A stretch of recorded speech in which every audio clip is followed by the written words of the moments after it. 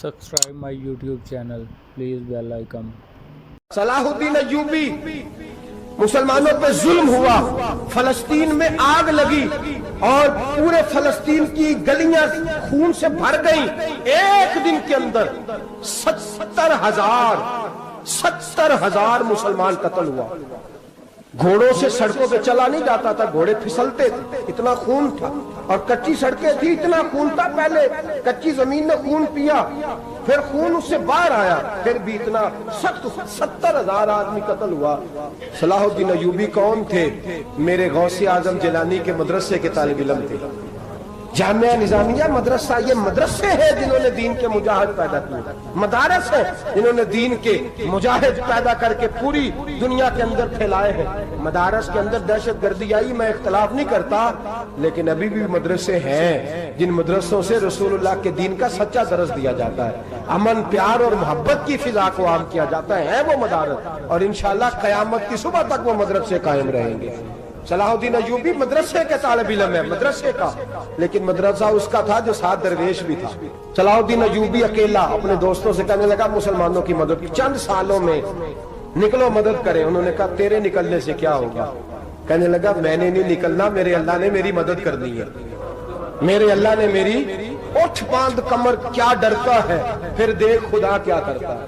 और मैं मुझे निकलने दे, अल्लाह मेरी मदद करेगा। थोड़ा थोड़ा करके फौज जमा की, कोशिश की। चंद सालों के बाद उसी जगह जहां मुसलमानों का खून बहा था, अल्लाह ने इस्लाम का झंडा फिर से बुलंद कर दिया। सलाहुद्दीन अय्यूबी फातेह बन के मस्जिद अक्सा के दरवाजे पे खड़ा है। चंद साल गुजरे, ईसाइयों का अपना वो जुल्म अभी याद है, और ईसाई सारे लीडर कहते हैं तैयारी कर लो, अब हमारे बच्चे काटे जाएंगे, औरतें बेवा होंगी, गर्दनें कटेंगी। अब देखना जितना खून हमने बहाया था मुसलमान उससे दुगना बहाएंगे। सलाहुद्दीन अय्यूबी घोड़े पे खड़े हैं और पूछते हैं ओ ईसाइयों बताओ तुम्हारे साथ क्या करूं? गर्दनें झुक गईं, जवाब कोई भी नहीं। क्या तुमने 70,000 मुसलमान एक दिन में मारा था, बोलो तुम्हारे साथ क्या करूं? तुमने एक दिन में मुसलमान यूं काटे जैसे गाजर मूली काटी जाती है, बोलो क्या करूं? ईसाई कहने लगे हमें अपने जुल्म याद है, तशद्दुद याद है, बर्बरियत याद है, तू बेहतर जानता है तूने क्या करना है। सलाहुद्दीन अय्यूबी घोड़े पे फातेह खड़ा है, आंखों में आंसू आए, तड़प के रोया। कहने लगा मैं तुम्हारे साथ वही सलूक करूंगा जो मेरे मुस्तफा ने कुरैश मक्का के साथ फरमाया था, ला तसरिब अलैक, जाओ तुम पर कोई ज़ियादती, जाओ तुम आजाद हो। उसने कहा तू कर क्या रहा है? कहने लगा मैं क्या करूं, मैं उस मोहम्मद का मानने वाला हूं जिसने माफ करना सिखाया है सल्लल्लाहु अलैहि वसल्लम। मेरे पैरों में जंजीर है रसूलुल्लाह की गुलामी की, जाओ तुम आजाद हो। उसने कहा तुम आजाद हो, लोगों ने कलमा पढ़ना शुरू कर दिया, अशहदु अल्ला इलाहा इल्लल्लाह व अशहदु अन्ना मुहम्मदन अब्दुहु। सारे कबीले के कुछ ना कुछ लोग मुसलमान, एक कबीला रह गया मुसलमान नहीं होता। सलाहुद्दीन अय्यूबी अपने खैमे में बैठे हैं तो एक बीबी आ गई, उस कबीले का कोई शख्स मुसलमान नहीं होता। बीबी आई, आगे कहने लगी मेरे 4 बेटे जंग में खो गए, छोटे छोटे बच्चे जंग में खो गए, मिल नहीं रहे, फौजियों को हुक्म दे मुझे मेरे बच्चे तलाश करके दे। सलाहुद्दीन अय्यूबी ने झटपट सर पे इमामा बांधा, नेजा पकड़ा, सीने बंद बांधा, अपने जुब्बे को समेटा और बाहर। कहने लगी तू किधर जा रहा है? कहने लगा मैं खुद तेरे बच्चे तलाश करके दूंगा। सलाहुद्दीन चंद सिपाही साथ गली गली निकले, गली गली फजर के निकले, असर हो गई, थक गए, 2 नमाजें सहरा में पड़ी। जंगल के अंदर पहुंचे तो एक कोने में 4 बच्चे एक जगह डरे और सहमे हुए बैठे मिले। सलाहुद्दीन अय्यूबी उठा के लाए, माँ को कहने लगे तेरे बच्चे हैं। निकला इसलिए था कि मेरे नबी ने फरमाया बच्चे जुदा हो तो माँ को दर्द बड़ा होता है, और मेरे रसूल ने फरमाया था जब जंग करने जाओ तो खेत बर्बाद न करना, फसलें तबाह न करना, बच्चों को माँ से जुदा न करना। फरमाया मैं सोच रहा था तेरे बच्चे कहीं मेरी वजह से जुदा हो गए तो मुस्तफा को जवाब क्या देना। फरमाया तेरे बच्चे ढूंढ के लाया हूँ। बच्चे माँ के पास आने लगे तो माँ ने बड़े बेटे के मुंह पे थप्पड़ मारा। कहता अम्मा क्या हुआ? कहने लगे तूने सुना नहीं کہ دشمن کے بچوں کی اتنی حفاظت کرتا ہے، میرے پاس نہ جا، اس کے قدموں میں بیٹھ جا۔ جس نبی کے غلام اتنے سچے ہیں وہ نبی کتنا سچا ہوگا، جس نبی کے نوکر اتنے کھڑے ہیں وہ نبی کتنا کھڑا ہوگا۔ جا کے کلمہ پڑھ لے۔ مسلمانوں کی نا ایک تعداد لڑتے لڑتے دور چلے گئی، تاتاریوں نے قید کر لیا۔ 4 مسلمان تھے، تبلیغ کرنے گئے، جنگ کرنے گئے، جہاد کرتے کرتے کافروں سے لڑتے تاتاری قوم میں چلے گئے، وہاں قید کر لیے گئے تو سزائے موت کا حکم ہوا۔ 4 بزرگ تھے، سزائے موت کا حکم ہوا تو تاتاری بادشاہ جو تھا وہ بڑا خلاف تھا، بڑا سخت مخالف تھا مسلمانوں کے۔ اس نے کہا کہ ان کو جب پھانسی دینا نا مسلمانوں کو تو میرے سامنے دینا۔ اب 4 عالم ہیں، 4 صوفی ہیں، سفید داڑیاں، سر پہ امامے۔ پھانسی کا وقت آیا تو جو پھانسی گھاٹ ہے وہ ایک ہے، چاروں کو اکٹھے پھانسی نہیں ہو سکتی۔ ایک کو کہا کہ ایک ایک کر کے ان کو پھانسی دو۔ جب پھانسی کا وقت آیا نا تو جو سب سے پیچھے صوفی تھے وہ دوڑ کے آگے آئے، کہنے لگے بادشاہ پہلی باری میری لگا پہلی۔ اب بادشاہ نے کہا ٹھیک ہے اسے لٹکا دو۔ وہ قریب آئے تو دوسرے دوڑ آئے، کہنے لگے نہیں پہلی باری میں نے زیادہ کافر قتل کیے، میرا بڑا جرم ہے، مجھے پہلے سزا دو۔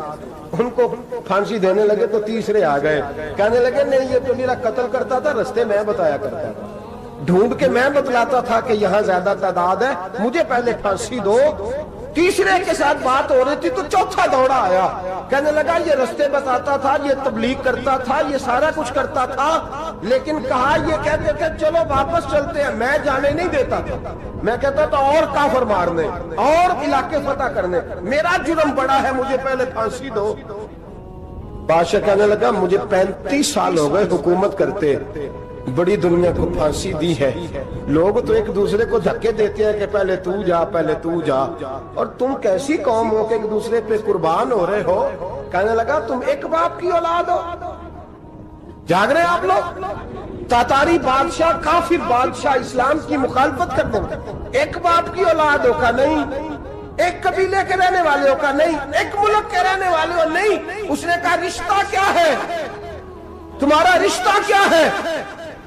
تو بول کے کہنے لگے خدا ایک ہے، نبی ایک ہے، خدا ایک ہے اور نبی منفرد ایک ہے، اس قوم کی نقصان بھی ایک ہی سب کا نبی، اللہ بھی، قرآن بھی ایک۔ کیا ہی اچھا تھا ہوتے اگر مسلمان بھی ایک، یوں تو سید بھی ہو، مرزا بھی ہو، افغان بھی ہو، تم سبھی کچھ ہو، بتاؤ کہ مسلمان بھی ہو۔ فرمایا ہمارا اللہ ایک ہے، نبی ایک ہے، تو کہا پھر ایک دوسرے پہ جان کیوں دیتے ہو؟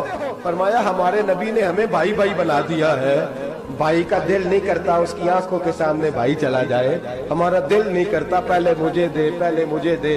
بادشاہ کہنے لگا تمہارا جذبہ مجھے متاثر کر گیا، جاؤ میں تم چاروں کو آزاد کرتا ہوں، تمہیں آزاد کرتا ہوں۔ میرے دوستو یہ رنگ تھا، دیکھیں نا، یہ اس دھرتی نے نظام دیکھا ہے نا، اس فلک میں پہلی بار دیکھا، اس زمین نے پہلی بار، اور میرے حضرت صاحب فرمایا کرتے تھے زمین تڑپ کے روئی، اس نے پہلی دفعہ دیکھا۔ احد کا میدان ہے، 3 صحابہ تپتی ہوئی زمین پہ زخموں سے چور چور پڑے ہیں۔ حضرت انس بن نضر رضی اللہ تعالیٰ عنہ پانی کا پیالہ لے کے پہنچے، ایک زخمی سے کہا تجھے پانی پلانا ہے، تو کہنے لگا میرے زخم تھوڑے ہیں، وہ جو ساتھ پڑا ہے اس کے زخم گہرے ہیں، پہلے اسے پانی پلا دے، جا اسے دے دے۔ اس کے پاس پہنچے تو وہ کہنے لگا وہ مجھ سے پہلے گرا تھا، اس کا زخم زیادہ گہرا ہے، اسے پانی پلا۔ تیسرے کے پاس گئے تو کہنے لگا چوتھا تڑپ زیادہ رہا ہے، اس کی عمر زیادہ ہے، میں تو جوان ہوں برداشت کر لوں، بڑھاپے کی وجہ سے نڈھال ہو گیا ہے، پہلے اسے پانی پلا۔ چوتھا کہنے لگا 5ویں کے پاس جا، 5واں کہنے لگا 6ٹھے کے پاس جا۔ حضرت انس بن نضر کہتے میں رو پڑا، میں نے کہا محمد کی غلاموں، رسول نے تمہیں کیسا جذبہ دے دیا ہے، زبانیں پیاس سے باہر ہے لیکن تمہاری اخوت مرتے دم تک قائم ہے۔ کہتے میں 7ویں کے پاس گیا تو کہنے لگا اگر 6 قربانی دے سکتے ہیں تو مجھے خود غرض نہ سمجھ، میں نے نہیں پانی پینا، جا پہلے کے پاس لے جا۔ کہتے میں پہلے کے پاس آیا تو روح پرواز کر گئی، دوسرے کے پاس آیا تو روح پرواز کر گئی، میں 7ویں تک آیا تو انتقال کر گئے۔ کہتے ہیں پانی کا پیالہ میں نے اٹھایا اور میں نے زمین پہ رکھا تو میں نے کہا پانی گوا رہنا، محمد کے غلام مر تو جاتے ہیں پر ایک دوسرے کا خیال بڑا رکھا کرتے ہیں، گوا رہنا یہ مر جایا کرتے لیکن ایک دوسرے کا درد۔ میرے دوستو، لٹا ہوا برما، روتے ہوئے مسلمان، سسکیاں اور آہیں لیتی ہوئی مائیں پوچھتی ہیں اے خاصا اے خاصان رسول، وقت دعا ہے، امت پہ تیری آ کے عجب وقت پڑا ہے۔ وہ دین جو بڑی شان سے نکلا تھا وطن سے، پردیس میں وہ دین آج غریب الغربا ہے۔ فریاد ہے اے کشتی امت کے نگہ باں، بیڑا یہ تباہی کے قریب آن لگا ہے۔ اور کیا خوبصورت جملے کہے تھے کہ نبی پاک صلی اللہ علیہ وسلم نے، حضور نے فرمایا تھا میرا مومن ایک جان کی طرح ہوتا ہے، ایک جان کی طرح ہوتا ہے، ایک کو تکلیف ہو جسم کے ایک حصے کو سارا حصہ پریشان ہوتا ہے۔ فرمایا یہ ایک مکان کی طرح ہے، ایک اینٹ دوسری اینٹ کو مضبوط کرتی ہے۔ فرمایا یہ مضبوط لوگ ہیں، یہ مضبوط لوگ۔ حضرت عمر فاروق کا زمانہ ہے، ایک آدمی نے سیری بھیج دی ایک گھر میں بطور تحفہ، قحط کا زمانہ تھا، گوشت ملتا نہیں تھا، جانور، ایک آدمی نے سیری بھیج دی ایک آدمی کے گھر میں۔ اس نے کیا کیا؟ اس نے اپنی بیوی سے کہا ہماری تو خیر ہے، ساتھ والا پڑوسی زیادہ غریب ہے، ادھر نہ بھیج دے، یہاں گندم امیر شہر کی ہوتی رہی خراب اور بچی کسی فقیر کی فاقوں سے مر گئی۔ کہا ساتھ والے پڑوسی کے گھر سے میں کئی دنوں سے بھوک کی آوازیں، وہاں بھیج دے۔ اس کے گھر گئی تو اس کی بیوی شوہر کو مشورہ دیتی ہے، کہتی ہے میرے بچے تو دلیر ہے، ساتھ والے کے چھوٹے ہیں، وہ گزارا نہیں، ادھر نہ بھیج دے۔ ادھر گئی۔ ایک روایت ہے 7 گھر، ایک روایت ہے 21 گھر۔ 21 گھروں میں گھومتی ہوئی وہ سری پھر پہلے کے گھر میں آ گئی اور پہلا صحابی کہنے لگا صرف تو نے ہی محمد کا کلمہ نہیں پڑھا، باقی 20 نے بھی پڑھا ہوا ہے، صرف تو نے ہی رسول اللہ سے یہ درس نہیں لیا، باقیوں نے بھی لیا ہے، اور صرف تیرے اندر ہی جذبہ اظہار نہیں، تو ہی صرف مسلمانوں سے پیار نہیں کرتی، سارے ہی پیار کرتے ہیں۔ وہ سری پھر آ گئی ہے، اب کیا کرنا ہے؟ اب کیا کرنا ہے؟ امام نبوی نے لکھا ہے، وہ کہنے لگی کرنا کیا ہے؟ پکاؤں گی میں اور کھائیں گے 21 گھر، پھر بھی اکیلے نہیں کھائیں گے، پکاؤں گی میں اور کھائیں گے 21 گھروں کے مطابق شوربہ پکا، اور پھر برتن میں ڈال کے وہ بی بی ایک گھر کا دروازہ کھٹکھٹاتی ہے، کہتی ہے مصطفیٰ کے غلاموں نکلو باہر اور کھاؤ، اس لیے کہ جس نبی نے مجھے پیار کا حکم دیا اسی نے تمہیں بھی پیار کرنا سکھایا ہے، یہ رنگ چشم فلک نے سکھایا ہے۔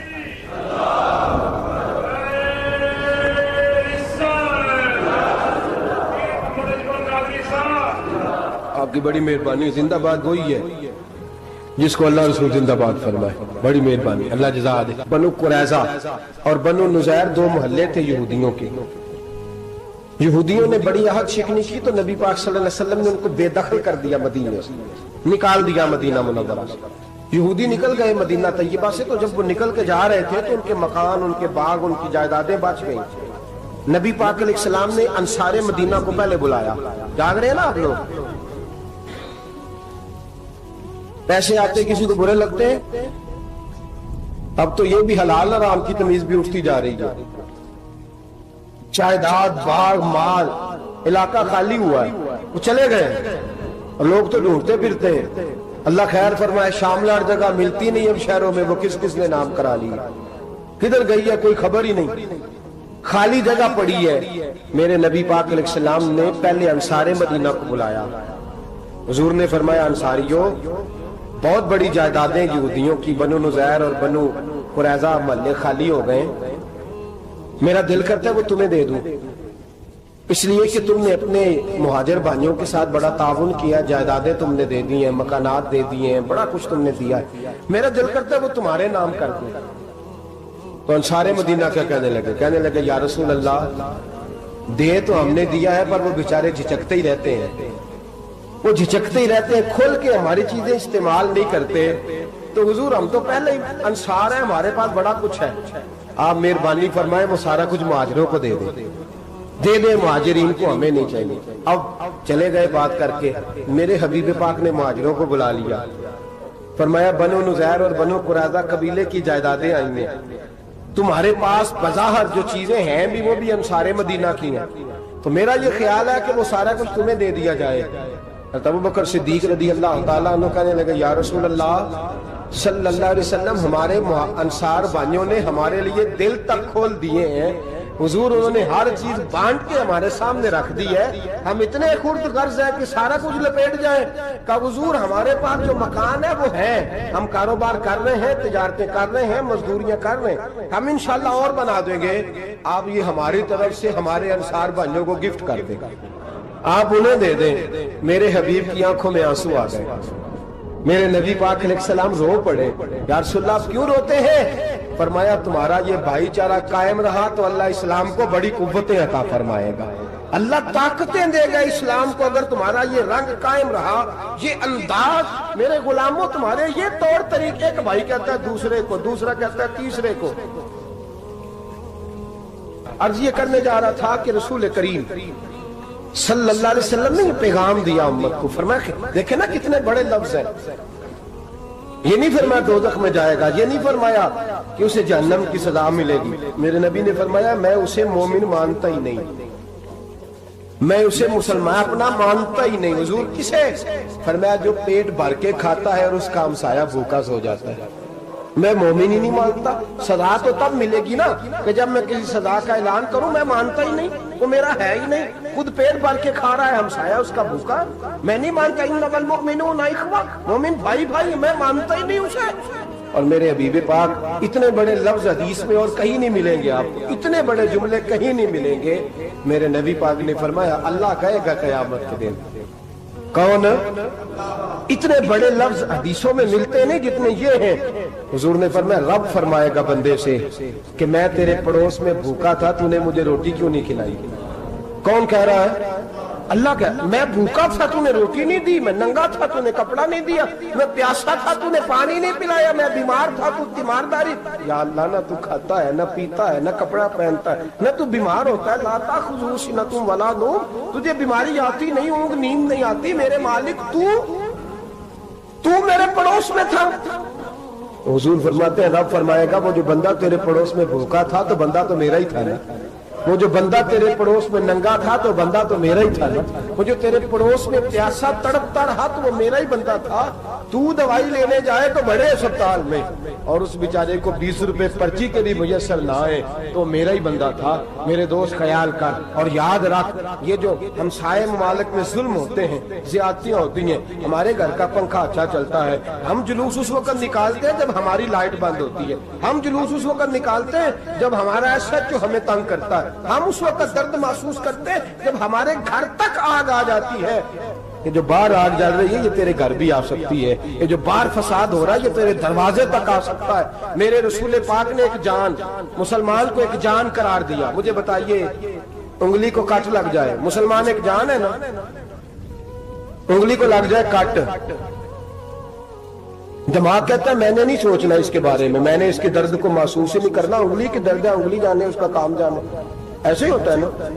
بولے پیروں سے کہتے ہیں، انگلی کہتی ہے چل ڈاکٹر کے پاس، پیر کہتے ہیں نہیں میں نے نہیں جانا، انگلی کا کام ہے انگلی جائے، ایسے ہی ہے نا۔ دل سے کہتے ہیں تو تڑپ تھوڑا سا، انگلی کو درد ہے، کہتے میں کیوں تڑپوں، انگلی کا معاملہ انگلی جانے اس کا کام جانے۔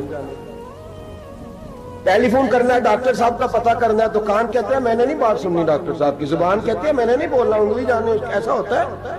پیر احتجاج کر دے کہ میں نے ڈاکٹر کے پاس، میں کچھ چکر کھاتا پھروں ڈاکٹر کی دکان کی، انگلی کو درد ہے انگلی جانے، ایسا ہوتا ہے بھئی؟ میرے رسول پاک نے فرمایا مسلمان ایک جان ہے، تو درد برما کے مسلمانوں کو ہو رہا ہے تو پاکستانی کہہ رہے ہیں کوئی بات نہیں وہ جانے ان کا کام جانے، ایک جان ہے نا، درد ہونا چاہیے، تکلیف ہونا چاہیے۔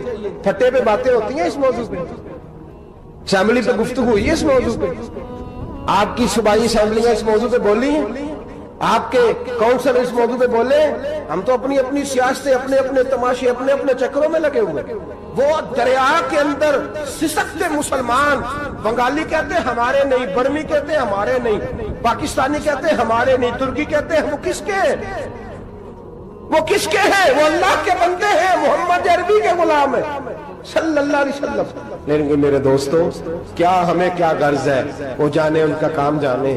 یہ جب تیرے پیروں تک آگ آئے گی، پھر تجھے پتہ چلے گا یہ بڑی سخت آگ ہے. آج جس کافر نے برما پر عرصہ دراز تنگ کیا ہے، مسلمان تھوڑے تھوڑے مفاد لینے کی خاطر نا بنو عباس اور بنو امیہ کی جنگ چل رہی تھی. بنو عباس جو تھے وہ غالب آ گئے، بنو امیہ جو تھے ان کی حکومت ختم ہو گئی. تو عیسائیوں نے بنو امیہ سے کہا کہ ہم تمہارے ساتھ تعاون کرتے ہیں، ہم تمہارے ساتھ تعاون کرتے ہیں اور بنو عباس پہ غلبہ پا کے تمہیں حکومت دلاتے ہیں. بنو امیہ بڑی جدوجہد کر رہے تھے بادشاہی کے لیے، لیکن انہوں نے کہا کہ ہم لڑ رہے ہیں، کوشش کر رہے ہیں، لیکن ہمیں کسی کافر کی مدد کی ضرورت نہیں. ہم جتنا مرضی لڑیں لیکن کافروں کے ہاتھوں بنو عباس کو مروانے کو ہم تیار نہیں ہیں.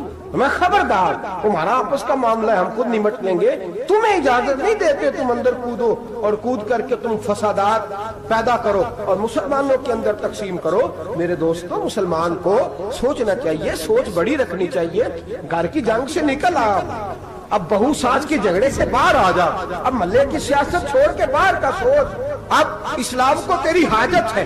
اب پوری دنیا جب مسلمان کو دیکھے نا، فیس بک یوز ہوتی ہے، اس پہ نوجوان جب اسلام کی بات کرنے لگے گا، اس پر جب بڑا اسلام کی بات کرنے لگے گا، پوری دنیا میں پیغام جائے گا کہ مسلمان اب جاگنے لگا ہے، مسلم خوابیدہ بیدار ہونے لگا ہے، اب اس کی آنکھیں کھلنے لگی ہیں، اب یہ اپنے مذہب کی بات کرتا ہے، اب یہ اپنے ملک سے، صوبے سے، برادری سے نکل کر بولتا ہے. اب یہ کہتا ہے کہ بازو تیرا توحید کی قوت سے قوی ہے، اسلام تیرا دیس ہے، تو مصطفی ہے. اب یہ بڑی سوچ رکھتا ہے، اب یہ عالمی بات کرتا ہے.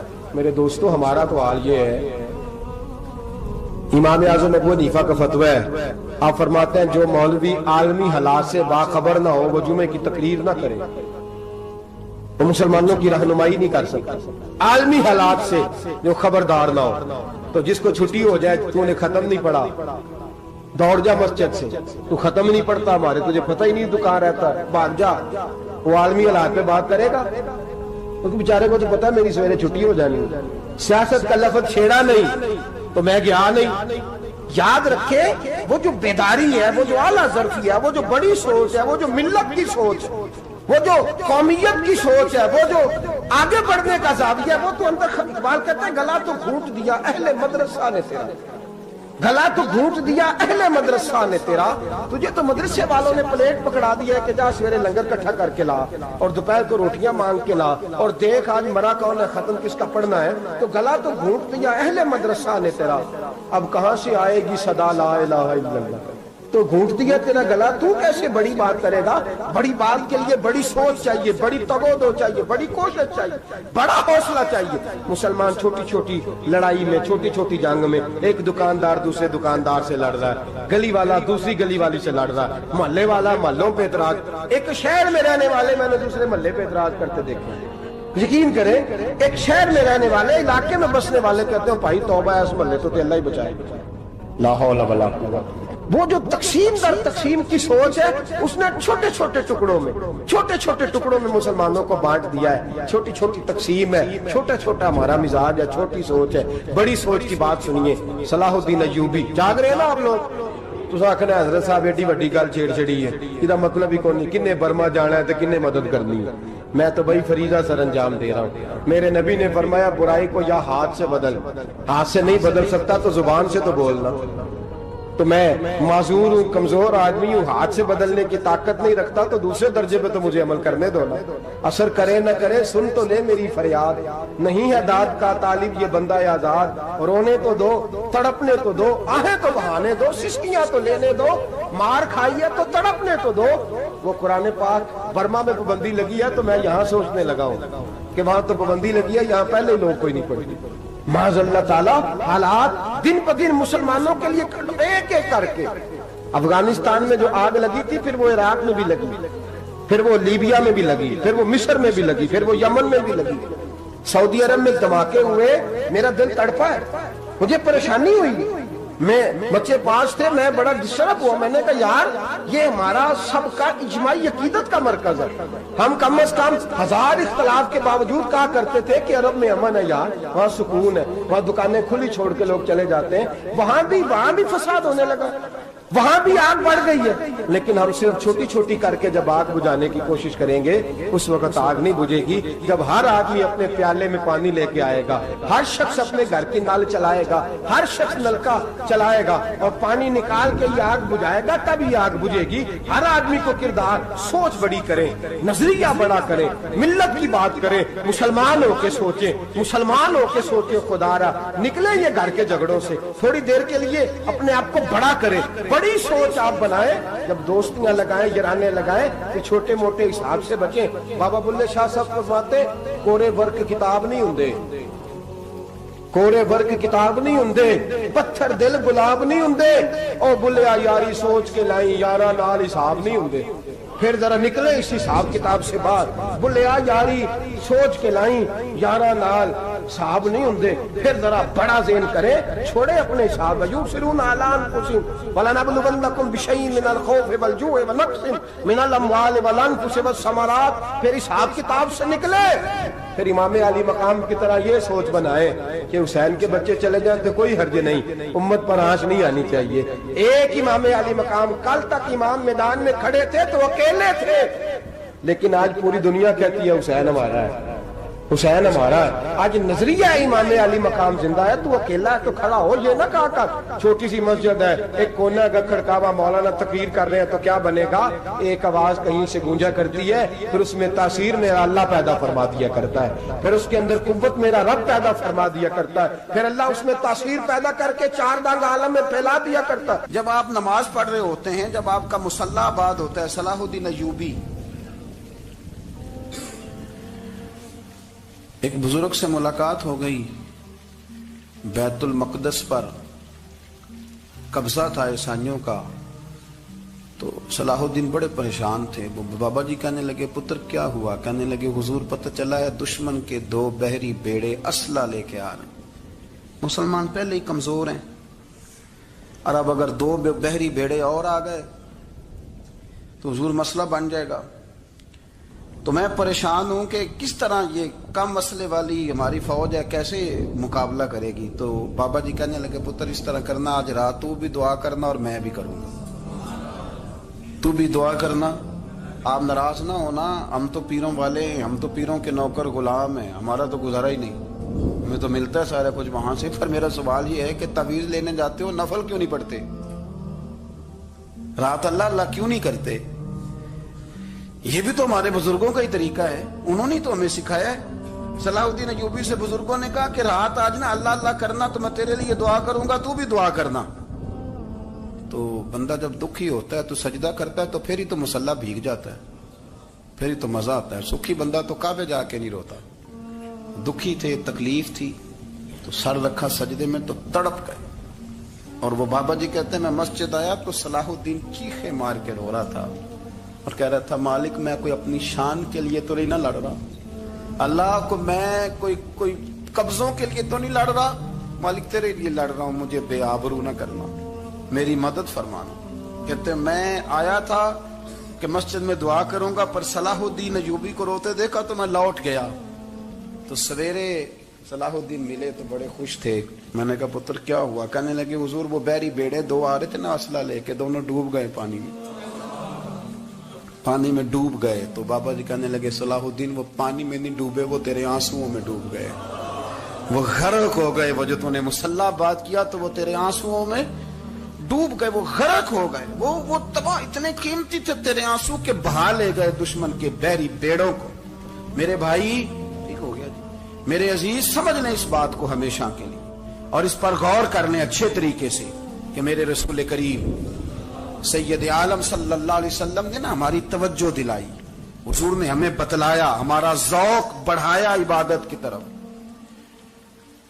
एक सहाबी थे हजरत अबू फातिमा रदी अल्लाह ताला अन्हा, ये तिरमिज़ी शरीफ की हदीस है। नबी पाक अलैहिस्सलाम ने फरमाया, अबू फातिमा क़यामत के दिन मुझसे जल्दी मिलना चाहते हो कि देर के साथ? तो कहने लगे, हुजूर कौन होगा जो देर से मिलना चाहे, हमने तो जान दे दी वादा दीदार पर।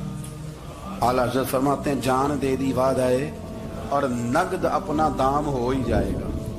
मुझे लगता है कि ये सौदा नगदो नगद हो जाना है, क्योंकि हमने जान दे दी वादाए दीदार पर आपने वादा किया था कि मरेंगे तो फिर जियारत होगी, तो मर गए हम जियारत की खातर, जान दे दी वादा है दीदार पर, तो नकद अपना दाम हो ही जाएगा। ए रजा हर काम का एक वक्त है, दिल को भी आराम हो ही जाएगा। तो हजरत अबू फातिमा रदी अल्लाह ताला अन्हु से नबी पाक सल्लल्लाहु अलैहि वसल्लम ने फरमाया, जल्दी मिलना चाहते हो कि देर से? उसकी हुजूर फटाफट मिलना है, मैंने क़यामत के दिन आपसे जल्दी मिलना है।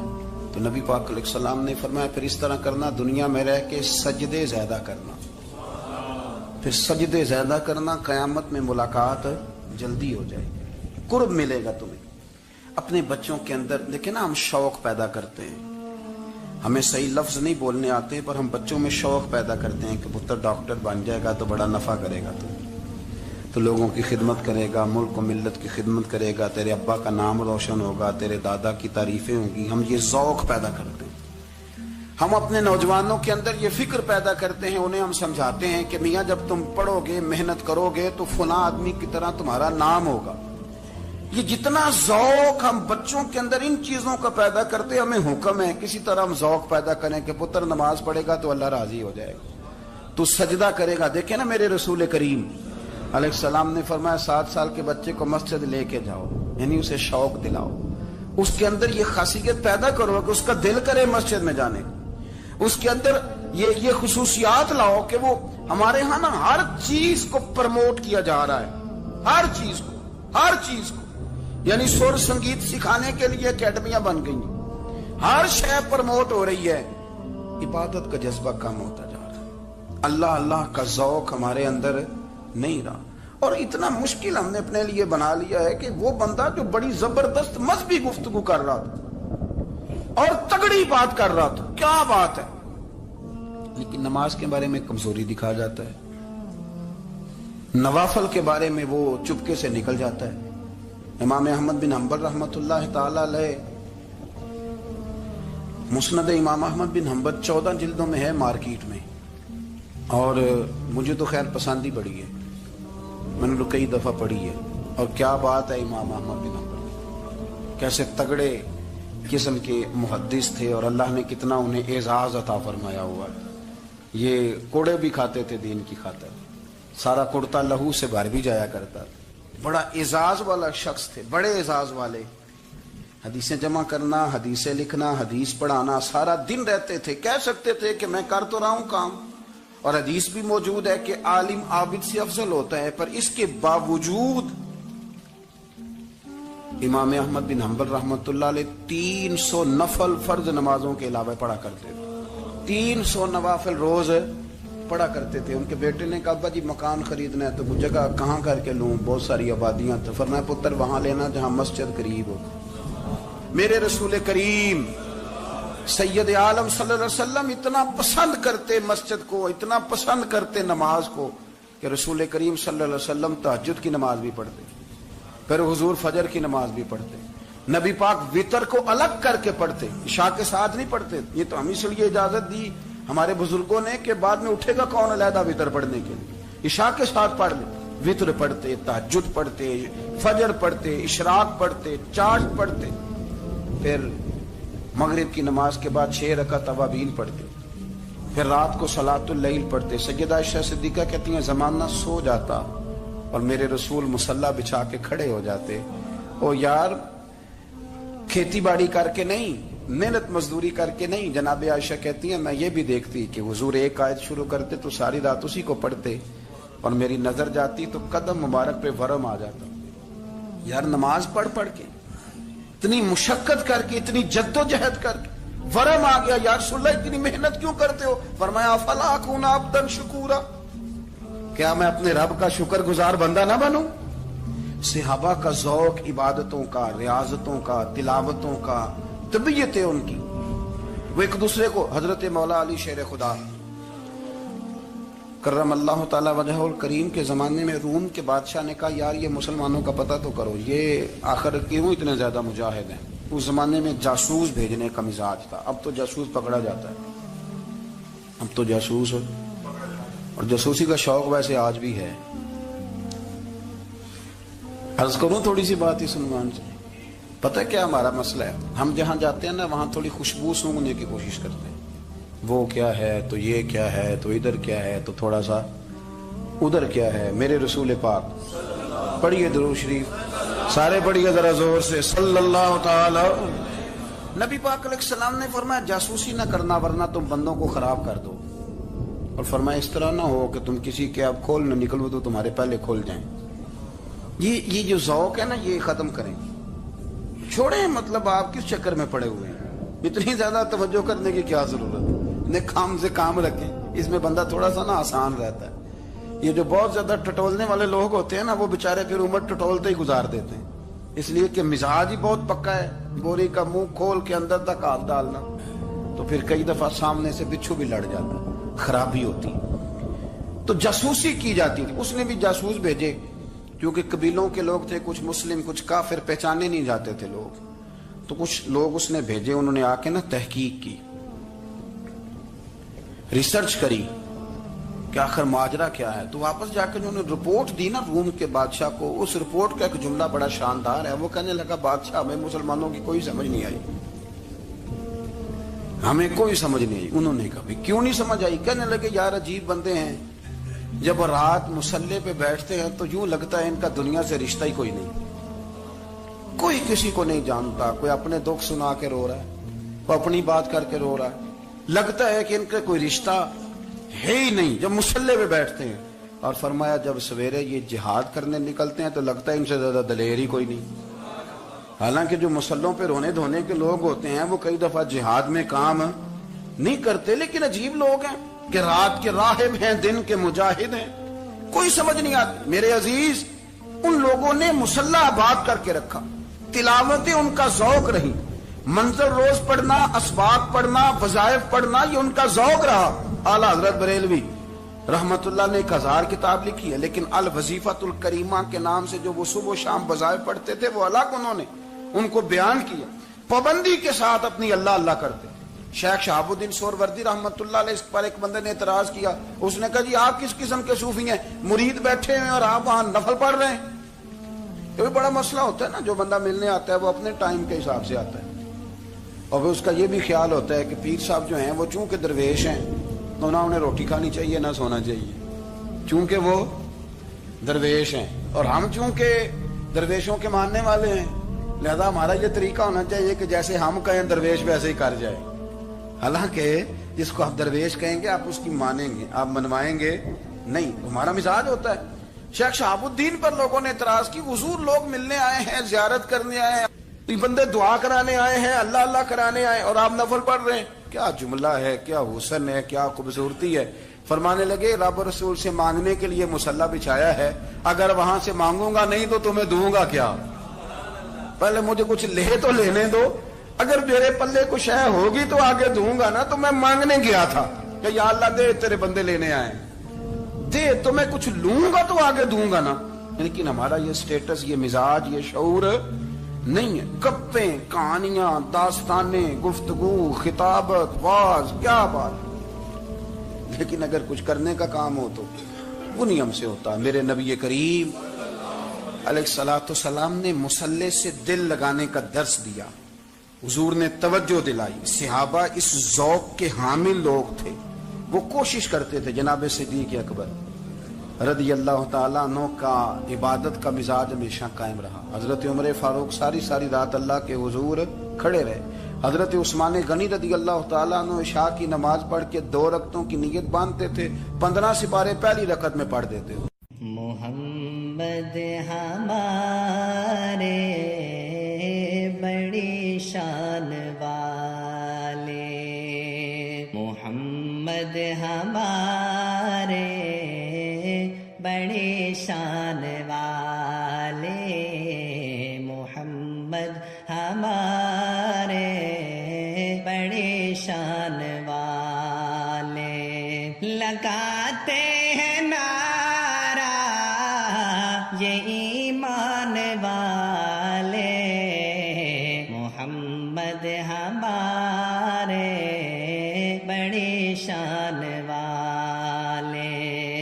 جب آئے زمین پر محمد ہمارے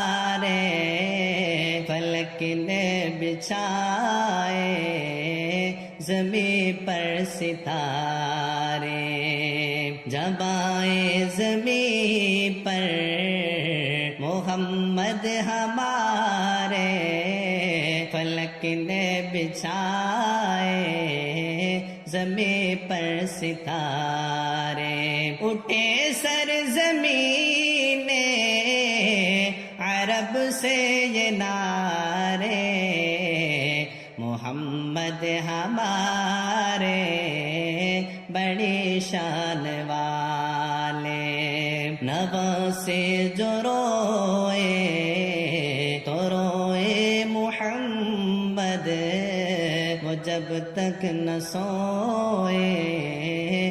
سوئے محمد، دعا کے تھی ان کی وہ دونوں دلارے، محمد ہمارے بڑی شان والے، محمد ہمارے بڑی شان والے، لگاتے ہیں نعرہ یہ ایمان والے، محمد ہمارے بڑی شان والے۔